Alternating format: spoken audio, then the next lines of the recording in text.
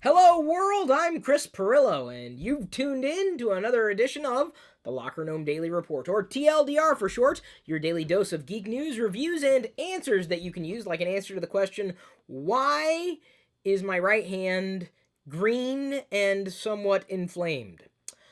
I was bitten by a radioactive spider. Wrong fandom. I pulled it out because today's St. Patrick's Day and I was looking for green things to celebrate with. Yeah, what do you think? What? It's a Hulk hands? I got two of them. You might remember the very first Pirillo picks I did years ago? Last year? I don't know, it's been a while. In the classic YouTube channel, I do Pirillo picks still. It's just more like show and tell videos or CPU videos. I have two giant Hulk hands to celebrate St. Patrick's Day today. Because I can. And quite honestly, because, shamrocks, not really my thing. I'm not trying to say that St. Patrick's Day is a day for giant Hulk hands at all. No. In fact, if you want to celebrate with green aliens, you are more than welcome to do that, too. You know, I got Greedo here. Son, Peterle. Okay, that's enough of that there. I also have some green lip balm. Yeah, right there. I'm going to balm myself. It's just green all around here today. Good times. Good times. If you've been green with envy all this minute watching me, do not be. We've shared all sorts of awesome, good, fun things for you today, as we do every day on LockerGnome.com. Happy St. Patrick's Day if you choose to celebrate it. Today we've also posted in the classic YouTube channel my AeroPress inverted method instructions. To me, it's the best cup of coffee in the world. No doubt about it. And apparently, Liz tells me that there's a world championship AeroPress making competition happening here in the Seattle area. Crazy. I didn't know. It's coming up here in a few weeks. She says, I gotta go. I don't know how to get tickets, though. I looked at the webpage. I'm like, well, how do I go? Do I just show up? Drink coffee? Hey, sounds good to me. Anyway, if you're wondering how I make my coffee every day, geek out over that, yeah, you can. You can watch all about it. I'd say you could read all about it, but really it's a video tutorial. We've also posted 42% off on deals.lockergnome.com, a deal for the Jive Jumbo Waterproof Bluetooth speaker. We've also got our WordPress beginner course for free and wireless Bluetooth cloud buds at 77% off. All sorts of goodness at deals.lockergnome.com. Yeah, if you're looking for a good deal, we got some geeky stuff for you there too. So don't feel like you've been left out if you're not a fan of the Hulk. You know, honestly, I'm not even a fan of the Hulk. I'm just a fan of the Hulk hands because I figured, you know, I'll get these and at some point in the future I'll be able to use them for something. They would have made perfect boxing gloves back in the day because they're like foam, you know, like. See, I should put like whipped cream in my mouth and then go and then spit it out, be like the human zit. Okay, I'll put the gloves down now. The gloves are off. Officially, the gloves are off. Speaking of the gloves being off, we are still compiling a list of stories. If you do anything with tech support, you've helped people, you're in IT, you've dealt with tech support issues, you've got some funny stories, we are looking for your hilarious stories in tech support. Still doing this with Canon. We're going to be giving away a printer. Your stories may also be a part of their, I guess it's going to be a new website, specifically in relation to their imageCLASS series of printers, color laser printers, right there. So all we're looking for is your unique, funny, interesting tech support story. Share it, please. If only because we're looking for some good ones. I'm going to be compiling a few tonight. So sooner rather than later, get it done. Do it live. I'm doing this live. You could have tuned in live too, by the way. All of our daily live streams are tune-inable live. You can tune in live. It's really easy to do. Just become one of the super nomies. The pledges start at just $2 a month. It's very, very reasonable, and you get all sorts of bonuses, including access to the live stream. The other day, we had posted a roundup of Star Wars science toys to help teach kids the galaxy's secrets. And then today, I get this random tweet from someone who, I guess it belongs to Auburn University. There is a new species of fish. The reason why I pulled out Greedo, not just because he's green, because St. Patrick's Day, green. But he tweeted me this link. He said, "Hey Chris, I just thought you'd be interested in what we've done. They've discovered a catfish species and have named it, well, partially Greedo, Greedo-I. Greedo is the name, well, part of a name for a fish, and it was named Greedo. This fish is named Greedo. A fish not named Wanda, but a fish named Greedo, named because it looks a lot like this Rhodian, or the Rhodian species, but Greedo specifically, because that's what people might have remembered from the original Star Wars movie. So a fish has been named Greedo-I. Greedo-E? Greedo-E? Greedo. That's kind of neat. He tweeted me. So, of course, I retweeted and shared that link. Well, why not? It's not every day that, a new species is named after a Star Wars character. Maybe every year. I don't know. I don't really keep up on that necessarily. But we if you're interested in science, Star Wars is definitely a place to be. There's Star Wars stuff. Even though Star Trek is probably more science-ish than Star Wars, science really is in the entire fandom of Star Trek versus Star Wars, which is mostly fantasy-based. The other week I also posted my Coca-Cola Life green review. It's the green can, the Coca-Cola Life green can. Life. That's green. I should have brought that out too. And I could have been drinking it during the broadcast. I like doing those kind of videos. The taste tests, apparently people like it when I do it as well. My second or third YouTube video on my classic channel was a Jones Soda taste test. Many people don't remember that because they weren't around. There was an app that was released last week called InLight, and it was being heralded as what Photoshop on the mobile platform could have been. And so, of course, I downloaded it and installed it. It's already generated 258 reviews on iTunes, average of 4.5 to 5 stars. That's really, really strong for an app like this. But if you do any kind of image editing, photo editing, and we're hoping for something like Photoshop on iOS, this may be the thing to get. Hopefully it's still available at half off. It was the other day when I grabbed it. I got it for free, and you can too. All you got to do is exchange your gift cards at go.tagjag.com/free apps or go.tagjag.com/free points. But if you're looking for powerful mobile photo editing, InLight may very well become the name on iOS, beating out Photoshop. And that's completely, subjective. You may think that Photoshop mobile is still better for you, but InLight apparently it's made a lot of people happy, and they've been waiting for something like this for quite some time. And relatively affordable, even at its normal price of, $5? It's nothing, for a tool that would do something like that, if that's something that interests you at all. So there you go. I told you how to get it. I told you about it, and I told you how to get it for free. I hope everybody's happy. Google Code is apparently going the way of the dodo, going the way of the wave, and potentially Google+. It's disabling new project creation. It's going to be shutting down on January 25th, 2016. A little less than a year away from now, Google Code will be no more. They're recommending everybody move on to GitHub. GitHub wins. Google Code is no more. I'm kind of disappointed, but honestly, Google Code hasn't really evolved since its inception. I mean, maybe bits and pieces, but certainly not like GitHub. And I knew the writing was on the wall when recent versions of Chrome, as they were released, didn't really... when I was reading the change logs, I knew some changes were afoot. Google didn't want to use its own code or repository for managing code anymore, and it just seems that you need to be aware of this.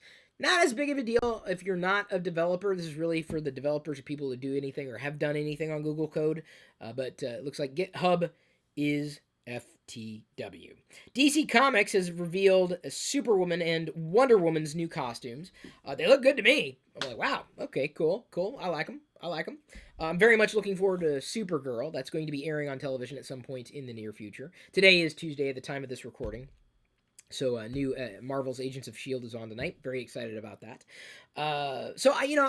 There's apparently, and I don't know why people are upset about this, but some people are upset because I guess Supergirl's new costume, or one of the female characters' new costumes, maybe it was Wonder Woman's new costume, wasn't revealing enough, or it wasn't like the classic. It was practical, but impractical at the same time, because it was not what it used to be or something. I guess some males are very upset that The character's not being treated like a sex object. Not to say that Superman wasn't.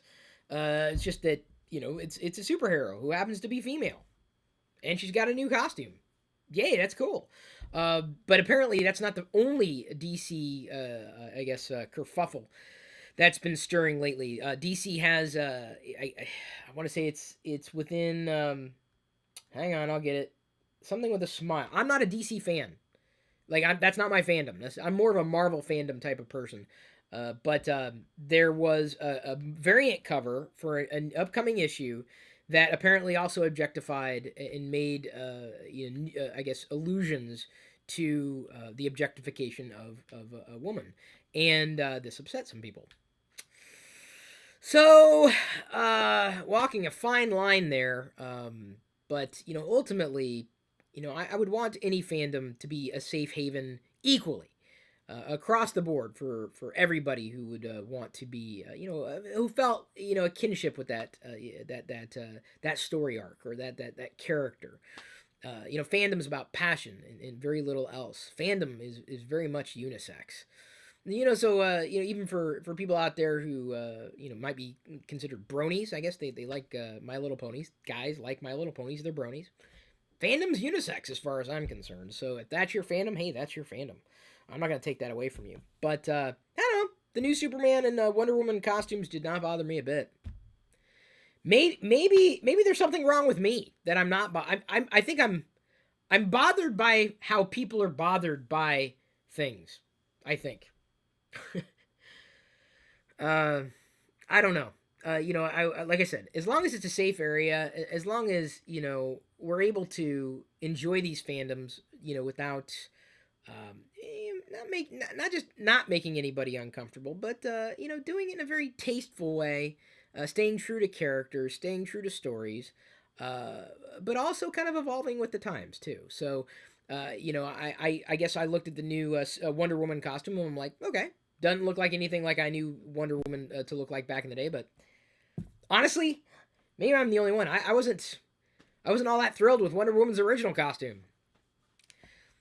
Then again, I wasn't really thrilled with Captain America's original costume.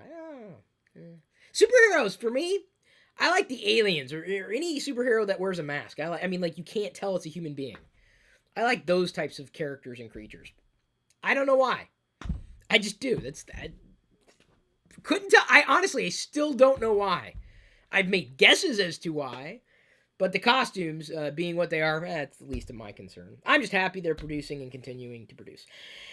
Apple has continued to release new public betas for iOS 8.3 and OS 10. In fact, they've cranked out a couple of OS 10 betas for 10.10.3, which is the next release that will be public that will involve the Photos application, which I am looking forward to using, not being a fan of iPhoto at all. Apart from what it could do, it was just always so... crappily done, a performance hog. I was never amazed with iPhoto at all. Never really liked it. So its death just doesn't bother me that much. Long overdue.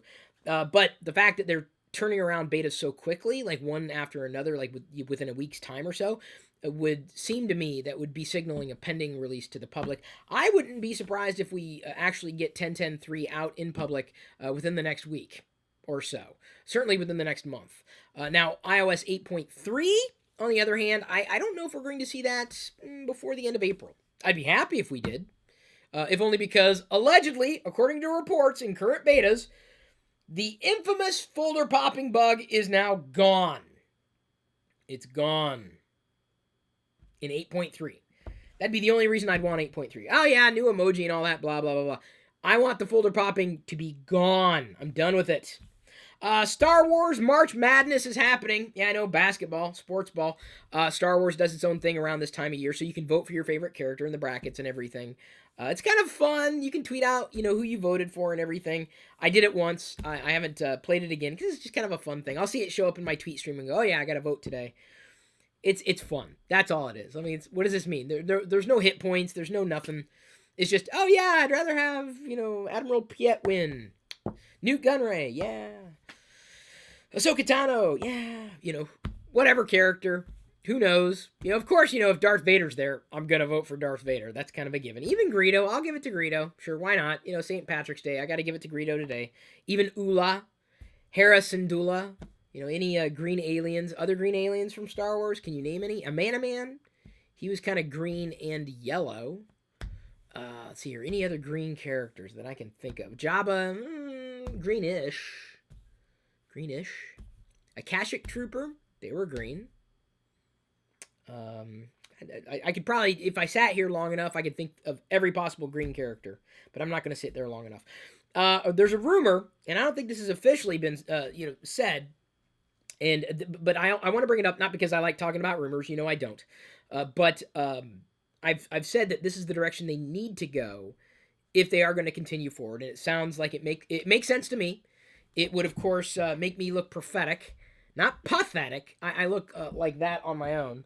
Prophetic. If this does come true, so I do want to talk about it because this is a possibility. Microsoft's Cortana, their digital assistant, may be coming to iOS and Android devices as a standalone app. Makes sense to me. Told you that. That's Microsoft's direction. You're not going to get a Windows phone just to get Cortana. You're not going to get a Windows PC just to get Cortana. You're going to use your current device, and hey, you get Cortana. And honestly, I would love that, if only because I hate Siri.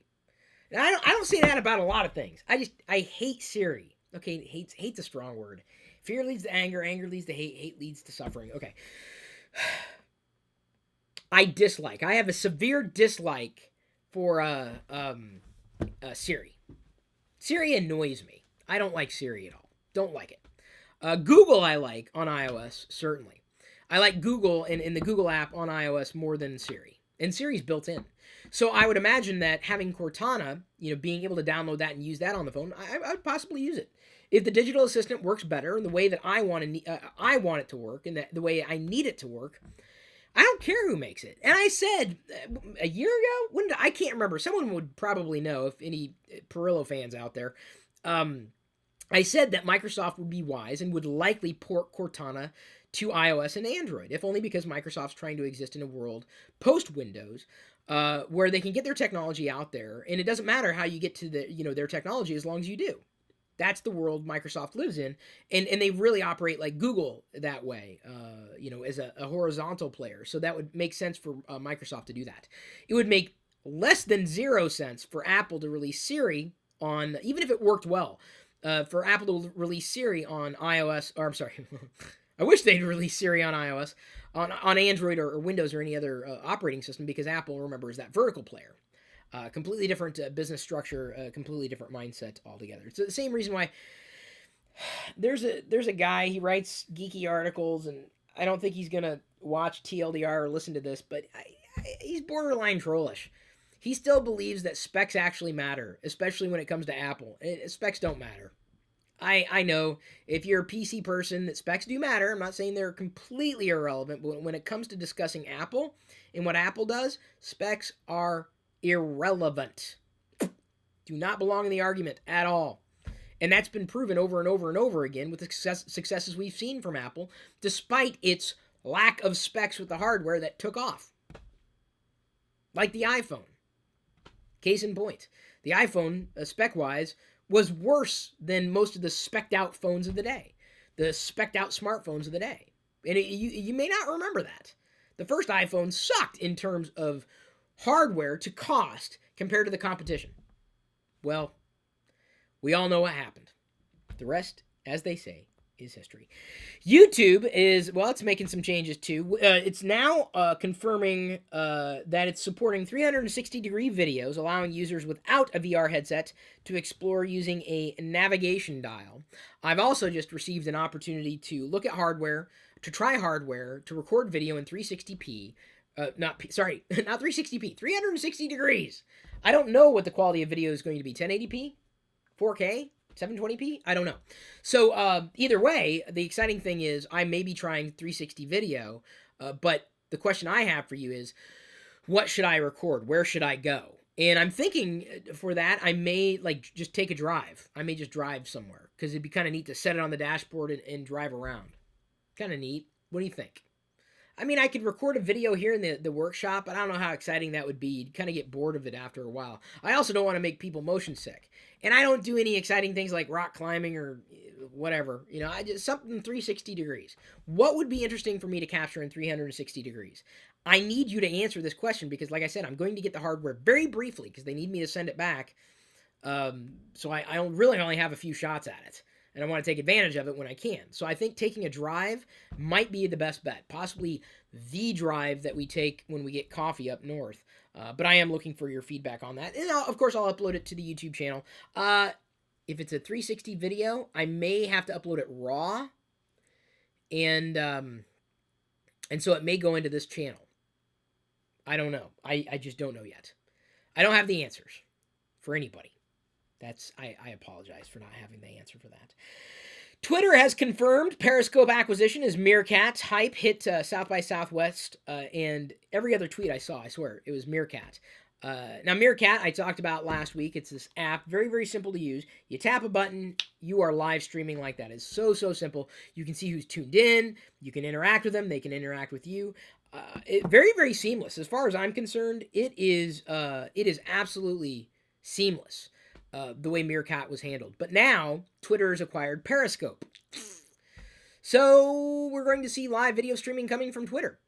This is good news, potentially. A lot of people would be live streaming. Now, what would be the difference between live streaming on Meerkat or Periscope and Ustream, let's say, from the way I was live streaming? Well, it's easier. It's more convenient. It's ad hoc. It's like, I'm doing something cool. Hey, watch me. I'm live streaming. Okay, now on to the next thing. It's easy. It's interactive. It's fast. I mean, it's there. It's present. So to see that integrated in Twitter is kind of cool. I don't know if I do a lot of that. I was kind of experimenting. You know, if I got nothing to do, you know, at home, I might live stream. I'm not a big fan of necessarily live streaming outside of the house. Not always. For a lot of different reasons. Even though I know a lot of people are. I'm just not necessarily a fan of that at this stage. So yeah, Periscope is coming from Twitter. That is an acquisition. I don't know when it's going to be, rolling out officially, but I expect sooner rather than later. If only because Meerkat has had so much buzz. I should probably Meerkat right now, huh? Just to throw people off. Nah. One of the things, I like doing live as a value when I do TLDR, the CPU behind the scenes, possibly even show and tell behind the scenes at some point. The patron hangouts, the Q&A with you and me. Live to me is a special kind of value. And, I'll do it for everybody, but, that's just going to be piecemeal and here and there, and I just don't know. I don't know where it fits anymore. Is that enough of a value for people? Do you want to tune in live? And when we set up the live streams that we do now at regular times, Monday and Friday earlier in the day, my day, Pacific time, and then Tuesday, Wednesday, Thursday later in the day, my time, Pacific time. So we try to accommodate everybody, no matter where you happen to live. The Supernomies, that's one of the values that they might get is access to the live streams that we record on a scheduled basis. Chrome Beta 42 allows sites to push native notifications to their users even after the given page has closed. Interesting. So if you need a push notification for an update from a website, you don't need to have the page open, and Chrome will push it to you. That's kind of neat. I like that idea. Although I tend to be someone who turns off a lot of notifications. I don't want to be over-notified. I don't want to get drowned out by notifications, and they tend to be a little overwhelming for me. So it's interesting. I don't know if I'd figure out my particular use case for it, but if I wanted to be updated on something, I think a Chrome notification could be a great way of getting it. Certainly not without installing any kind of app on the desktop or on the smartphone. More Google news. This is by way of patron Earl Green, and he was in the Hangout the other day. A Google Hangout, or you've been in a Google Hangout before, I assume. It's free on Google+. We do them every weekday with our patrons, a.k.a. the Supernomies. You're more than welcome to join us. Again, pledges start at just $2 a month. They're shutting down Helpouts on April 20th. Helpouts were a great idea from Google where you could use a Hangout, and if you have a certain amount of expertise, Google would help connect you with people who are looking for that expertise. And then you could charge them for the time or what have you. I think where it fell short is a lot of people just don't want to spend money for the things that they need. That's my take, because I wanted to do Helpouts. I think it's a great idea. I like helping people, absolutely, but I also can't do it for free. So I understand why they're likely shutting down. It's just people don't want to spend money to get help. Don't know what to say. They should. I spend money to get the right help, I tell you what, because I've been misled by, free stuff so many times. Sometimes you get what you pay for when it comes to knowledge. Not information, knowledge. There's a big difference between knowledge and information. Also, by way of Earl Green, YouTube for Android is the only app, to my knowledge, that will support 360-degree video. They will likely be updating the YouTube app on iOS as well, possibly, most likely on the website, but the Android app was the first one to support the 360-degree video. Feather in your cap. Oh, before I forget, also in the YouTube front, I don't know if I have this listed here. I do not. YouTube has rolled out card support. So think of cards like Annotations Plus. I like annotations. We use annotations. Annotations are good when we're linking off to other videos, other playlists, but they're not on mobile. They're not rich. And YouTube is trying cards now. So think of cards like a way for your favorite producers to integrate links within their videos at certain timestamps off to other videos, off to their crowdfunding pages, off to their product pages. I don't really have any products that I sell. I'd like to, but the products I want to sell are like action figures that don't exist. That's more. The more I do things. Now, don't get me wrong. Toys and action figures. So toys are a part of it, but I like action figures a lot. Dorkside Toys sent me this ET pop vinyl. This is, I guess, he's kind of like, he's a figurine, action figure. You would count, right? E.T. He's even got a glowing glowing finger and a glowing heart as well. So part of this series for pop vinyl collectors. I don't collect pop vinyl, but I do like this character, so I may start an E.T. shelf somewhere with like the E.T. Atari cartridge if I can find one that was unearthed as it was buried so many years ago as one of the biggest failures of all time. Not the movie. The video game on the Atari 2600. It sucked. The movie did. This is awesome, though. I'll be reviewing this in an upcoming show and tell video, but dorksidetoys.com sent this to me, and I really, really appreciate that. I don't know if what I'm talking about is creating like a dorksidetoys.com, because they're doing a great job with what they do. I think ThinkGeek does a great job at what they do.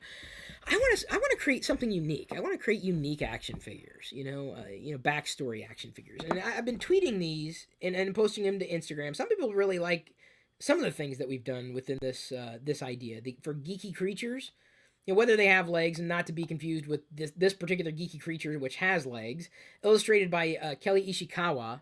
There we go. There's a geeky creature. We give it a name. We give it a backstory. It would be pretty amazing to actually see this virtualized here, but to be able to press a button and then have it 3D printed. It'd be neat. Oh, speaking of 3D printing, I don't know if you saw this. Dude, you got to. I don't know if I linked the tweet in this description. Did I? I may forget. If I do, I apologize. I tweeted it today.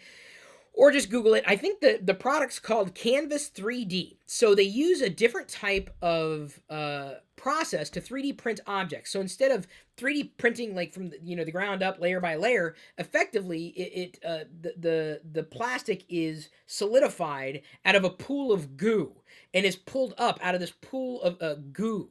That's the easiest way to explain it. Inspired by Terminator 2, and the models look detailed. They look cleaner. A higher resolution, seemingly, from a distance. And they print, like, insanely faster. So what would take a MakerBot, like, 2 hours, would take this thing, like, 6 or 7 minutes. I'm like, if I have a first 3D printer, it would be one of these. Like, I think they call it Canvas. Hang on. Now I gotta Bing it here. Give me a second. I'm going to Bing. I'm Binging right now. Canvas 3D. Okay. Let's see if I can get it to... Okay. I hate you, mobile Safari. Is that... What's going on? Okay, cancel? Let's try it again. Canvas... Oh, I see. I'm searching history. Well, that's what I shouldn't have done. That was my mistake. Canvas 3D. Because I want to make sure I'm giving you the right keyword to search for. Not 3D Canvas. I thought it was... Wasn't it Canvas 3D? Now I'm going to have to go and look through my... No... Hang on, that's not it. That's okay. Give me a second. I gotta look through my tweets. Man, I apologize for this, folks. I was not expecting to talk about it, so I didn't have it stacked in the show notes, which are of course in this video's description at this stage. Let me go ahead and look for. I tweet a lot. I don't apologize for that, because to me, I mean, tweeting is everything here. Let's see here. I said this 3D printer. Wow. Let's see here. No, a lot of St. Patrick's Day stuff. Where the hell is it? Dude, okay, maybe I did tweet too much. Oh, this is okay, I say now this is a 3D printer. It's called... Okay. And of course, the title of the video doesn't have the name of the 3D printer. And I don't have the ability to play back the video because I don't... Carbon 3D! Not... Carbon 3D. Look up Carbon 3D. You have to see this. It is amazing, or it looks absolutely amazing. That, to me, is a 3D printer. Carbon 3D. That, to me, is like the new gold standard for 3D printing. And it's not available yet for, mass consumption. But I'd expect that if it is, man, I'm getting it. Patreon news. It acquired Subbable. This doesn't seem to be a tech buyout, even a user buyout, but effectively, it's migrating users from Subbable to Patreon. That's what they're doing. No other changes apart from being told yesterday during the live stream that Patreon's changing its infrastructure. I've had a lot of complaints about Patreon not doing what they need to do, not really having a lot of community engagement tools that I feel have really hurt, that I've really wanted to have, that would certainly help me engage with all my patrons.